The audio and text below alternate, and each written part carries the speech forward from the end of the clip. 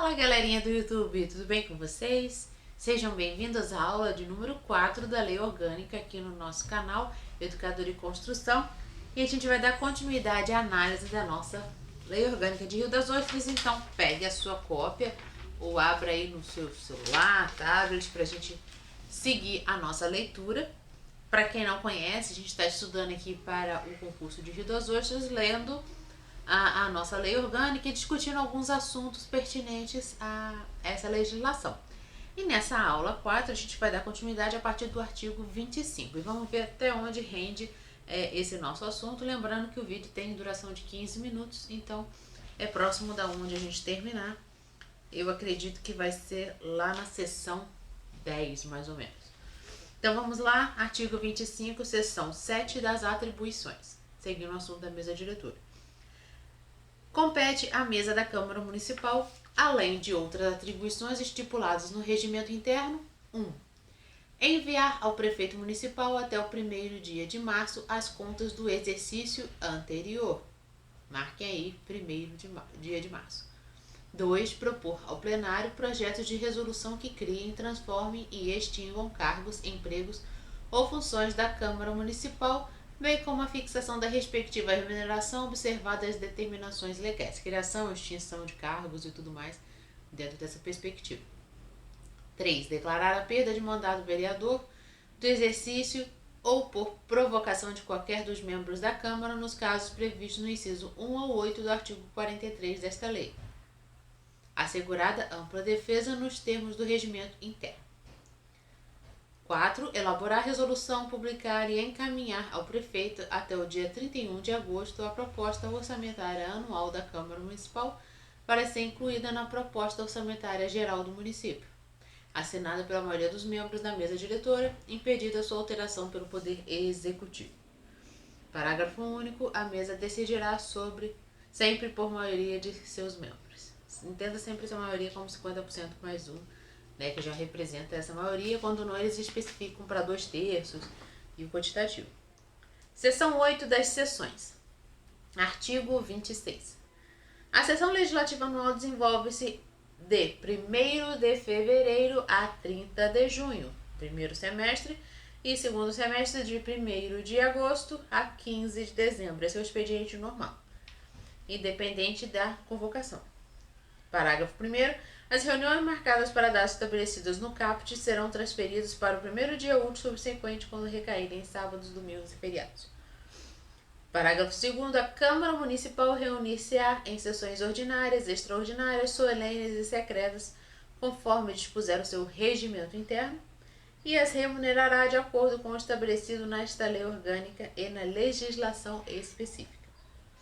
Artigo 27. As sessões da Câmara Municipal deverão ser realizadas em recinto destinado ao seu funcionamento, considerando-se nulas as que se realizem fora deles, na casa mesmo, na Câmara Municipal. Parágrafo 1º. Comprovada a impossibilidade de acesso àquele recinto ou de outra causa que impeça a sua utilização, poderão ser realizadas sessões em outro local, por decisão do presidente da Câmara. Parágrafo 2º. As sessões solenes poderão ser realizadas fora do recinto da Câmara.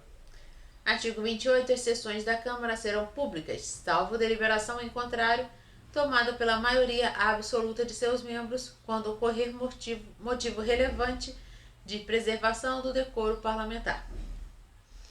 Artigo 29.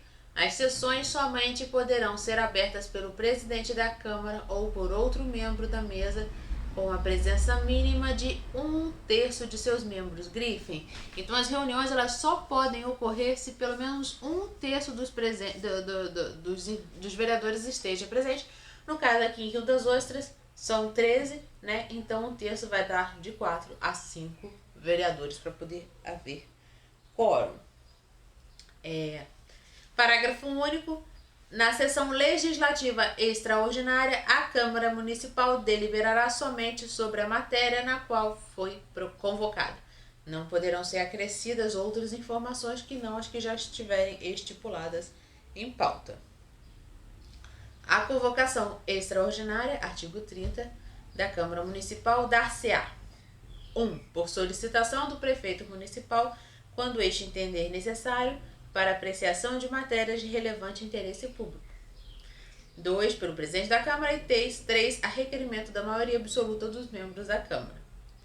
Parágrafo único. Na sessão legislativa extraordinária, a Câmara Municipal deliberará somente sobre a matéria para a qual foi convocada. Novamente, reforçando o item que a gente discutiu anteriormente.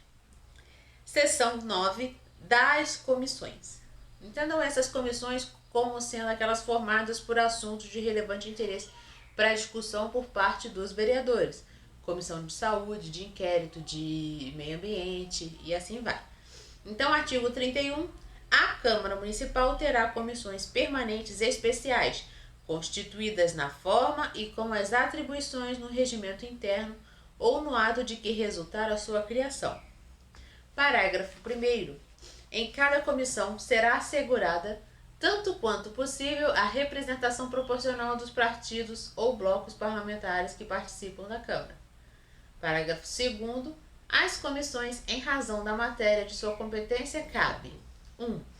Discutir e votar projeto de lei que dispensar na fórmula do regimento a competência do plenário, salvo se houver recursos de 1/10 dos seus membros da Câmara.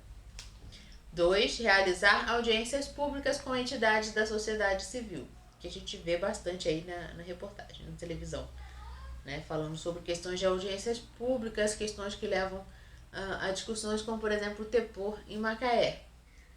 3. Convocar secretários municipais ou ocupantes de cargo da mesma natureza para prestar informações sobre assuntos inerentes às suas atribuições. O caso mais recente que teve nessa semana, que no caso vai ser semana passada, quando esse vídeo for ao ar, né? Foi o caso da feirinha, onde a secretária de turismo foi convocada para ir até a Câmara Municipal tratar as questões sobre essa obra de revitalização da Feira do Artesão ali na Rua da Feirinha.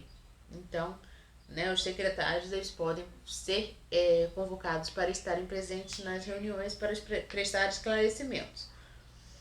4. Receber petições, reclamações, representações e queixas de qualquer pessoa contra atos ou omissões das autoridades ou entidades públicas. 5. Solicitar depoimento de qualquer autoridade ou cidadão. 6. Apreciar programas de obras e planos e sobre eles emitir parecer. 7. Acompanhar junto à Prefeitura Municipal a elaboração da proposta orçamentária, bem como a sua posterior execução. Artigo 32. As comissões especiais de inquérito, que terão poderes de investigação próprios das autoridades judiciais, além de outros previstos no regimento interno, serão criadas pela Câmara mediante requerimento de 1/3, novamente, né? 1/3 aparece aqui pra gente, de seus membros para apuração de fato determinado e por prazo certo, sendo suas conclusões, se for o caso, encaminhadas ao Ministério Público para que este promova a responsabilidade civil ou criminal dos infratores. Semana retrasada eu estive na Câmara para um evento de solenidade e aí eu vi um dos vereadores comentando sobre o relatório da comissão de avaliação com relação aos processos de saúde e tudo mais e comentando sobre a questão da entrega desse relatório, né? Então elas têm que dar uma conclusão no processo, pega para discutir, cria-se, faz um levantamento, um estudo e esse resultado, né, tem que ser encaminhado para quem de direito. Artigo 33. Qualquer entidade da sociedade civil poderá solicitar ao presidente da Câmara que lhe permita emitir conceitos ou opiniões junto às comissões sobre projetos que nelas se encontrem para estudo. Parágrafo único. O presidente da Câmara enviará o pedido ao presidente da respectiva comissão, a quem caberá deferir, né, aprovar ou não, o requerimento, indicando, se for o caso, dia e hora para o pronunciamento e seu tempo de duração. Artigo 34, seção 10 do presidente da Câmara Municipal. Aqui a gente vai falar sobre o papel, né, do presidente da Câmara Municipal. Quem é o presidente da Câmara Municipal atualmente? É o vereador Carlos Afonso e o vice-presidente, o vereador Robson dos Santos. Né? Então, compete ao presidente, no artigo 34, 1. Representar a Câmara Municipal. 2. Dirigir, executar e disciplinar os trabalhos legislativos e administrativos da Câmara. 3. Interpretar e fazer cumprir o regimento interno. 4. Promulgar as resoluções e os decretos legislativos, bem como as leis que receberam sanção tácita e as cujo veto tenham sido rejeitado em plenário e não tenham sido promulgadas pelo prefeito municipal. 5. Fazer publicar os atos da mesa, bem como as resoluções, os decretos legislativos e as leis por ele promulgadas. 6. Declarar extinto o mandato de prefeito, vice-prefeito e vereadores nos casos previstos em lei.